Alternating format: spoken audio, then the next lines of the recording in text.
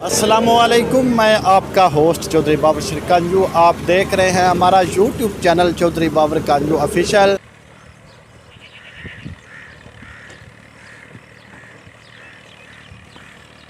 बाबा जी सुनाओ, साफत करनी किड्डी सौखी है? बड़ी सौखी है। हाँ बड़ी सौखी। ਇਹ ਬੰਦੇ ਜਿਹੜੇ ਤਨਕੀਦ ਕਰਦੇ ਨੇ ਨਾ ਸਾਫੀਆਂ ਤੇ, जी ਉਹਨਾਂ ਕਿਤੇ ਬਾਹਰ ਕਮਰਿਆਂ ਚੋਂ ਨਿਕਲ ਕੇ ਆਪਣੀ ਦੁਕਾਨਾਂ ਤੋਂ ਨਿਕਲ ਕੇ ਸਾਫਤ ਕੀਤੀ ਹੋਵੇ ਨਾ, ਇਹ ਪਿੰਡਾਂ ਥਾਵਾਂ ਤੇ ਦਰਿਆਵਾਂ ਤੇ ਨਾ ਮੁਸ਼ਕਲਾਤ। ते अज किधर आए हो तुसी? ਅਸੀਂ ਅੱਜ ਆਏ ਸੀ ਮਨੀਰ ਸਾਹਿਬ ਦੇ ਨਾਲ, जी ਨੁਮਾਇੰਦਾ ARY ਨਿਊਜ਼। ਸਾਡੇ ਇਲਾਕੇ 'ਚ ਕਟਾਓ ਬੜਾ ਹੋ ਰਿਹਾ ਦਰਿਆ ਦੇ ਵਜ੍ਹਾ ਨਾਲ, ਸਲਾਬੀ ਸੂਰਤ ਹਾਲ ਹੈ। ਬਾਰਿਸ਼ਾਂ ਪੂਰੇ ਮੁਲਕ 'ਚ ਬੜੀਆਂ ਆਈਆਂ ਨੇ। अच्छा ਇਹਨਾਂ ਗਰੀਬਾਂ ਦੀਆਂ ਹਜ਼ਾਰਾਂ ਏਕੜ ਜਿਹੜੀ ਜ਼ਮੀਨ ਹੈ ਅੱਗੇ ਦਰਿਆ ਬੁਰਦ ਹੋ ਗਈ ਹੈ। ਅਗਰ ਹੁਣ ਵੀ ਅਗਰ ਗਵਰਨਮੈਂਟ ਨੇ ਇਹਨਾਂ ਦਾ ਕੋਈ ਸੱਦੇਬਾਬ ਨਾ ਕੀਤਾ ਗਿਆ ਤੇ ਇਹ ਕੁਝ ਸਾਲਾਂ ਦੇ ਵਿੱਚ ਇੱਕ ਨਹੀਂ ਦੋ ਨਹੀਂ ਕਈ ਸੈਂਕੜੇ ਦਿਹਾਤ ਜਿਹੜੇ ਨੇ ਇਹ ਸਫਾਸਤੀ ਤੋਂ ਮਿਟ ਜਾਣਗੇ।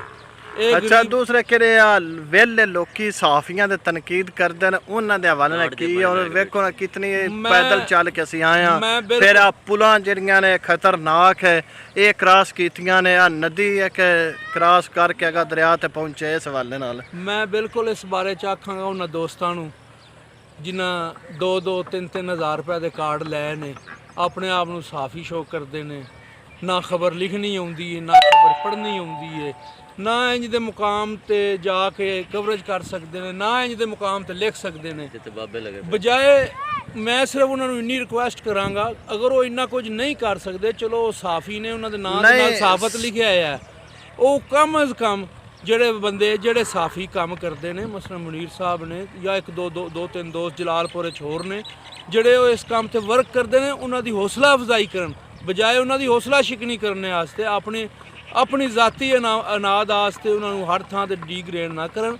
ਜਿਹੜੇ ਸਾਫੀ ਨੇ ਉਹ ਸਾਫਤ ਨੂੰ ਸਮਝਣ। ਸਾਫਤ ਸੌਖਾ ਕੰਮ ਨਹੀਂ, ਸਾਫਤ ਬੜਾ ਔਖਾ ਕੰਮ। ਸਾਫਤ ਤੋਂ ਹਟ ਕੇ ਵਿੱਚ ਐਸੇ ਲੋਕੀ ਹੈ ਨੇ ਜਿਹੜੇ ਉਹ ਸਾਫੀਆਂ ਨੂੰ ਗਲਤ ਰੰਗ ਦਿੰਦੇ ਨੇ ਵੀ ਇਸ ਤਰ੍ਹਾਂ ਕਰਦੇ ਨੇ, ਇਸ ਤਰ੍ਹਾਂ ਕਰਦੇ ਨੇ, ਅਗਾ ਨਿਕਲਦੇ ਨਹੀਂ।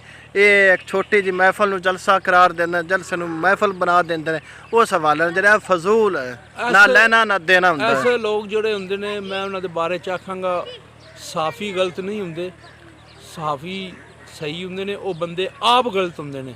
ਸਾਫੀ ਨੇ ਖਬਰ ਦੇਣੀ ਹੁੰਦੀ ਹੈ, ਅੱਗੋਂ ਉਸ ਬੰਦੇ ਨੇ ਖਬਰ ਨੂੰ ਆਪ ਰੰਗ ਦੇਣਾ। ਆ ਕੱਲ੍ਹ ਇਲੈਕਸ਼ਨ ਹੋਇਆ ਤੁਹਾਡੇ ਸਾਹਮਣੇ, ਹਰ ਸਾਫੀ ਨੇ ਆਪਣਾ ਤਜਜ਼ੀਆ ਕੀਤਾ।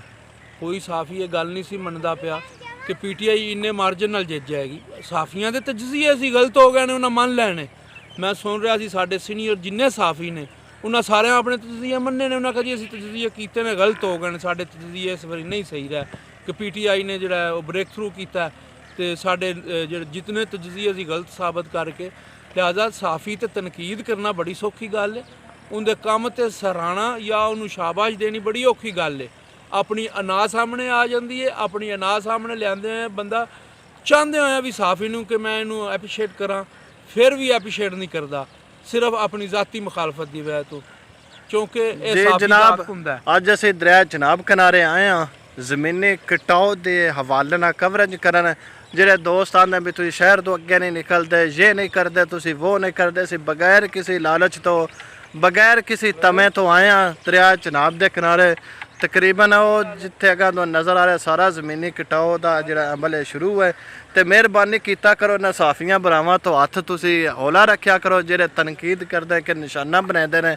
ਕਿਉਂ ਅਸੀਂ ਕੰਮ ਕਰਨਾ ਹੁੰਦਾ ਆਪਣੀ ਮਰਜ਼ੀ ਦਾ ਜਾਂ ਆਪਣੇ ਸ਼ੌਂਕ ਦਾ। ਇਹ ਹੁੰਦਾ ਹੈ ਕੋਈ ਅਸੀਂ ਕਿਸੇ ਦੇ ਲਾਲਚ ਨੂੰ ਜਾਂ ਆਪਣੇ ਲਾਲਚ ਨੂੰ, ਇਹ ਕੋਈ ਸਾਡਾ ਕਾਰੋਬਾਰ ਨਹੀਂ, ਅਸੀਂ ਇਹ ਆਪਣੇ ਸ਼ੌਂਕ ਨੂੰ ਕਰਨੇ ਆ। ਤੇ ਮਿਹਰਬਾਨੀ ਕੀਤਾ ਕਰੋ ਕਿ ਤਨਕੀਦ ਕਰਦੇ ਨੇ ਉਹਨਾਂ ਤੋਂ ਉਹ ਜ਼ਰਾ ਪਰਹੇਜ਼ ਕਰਨ।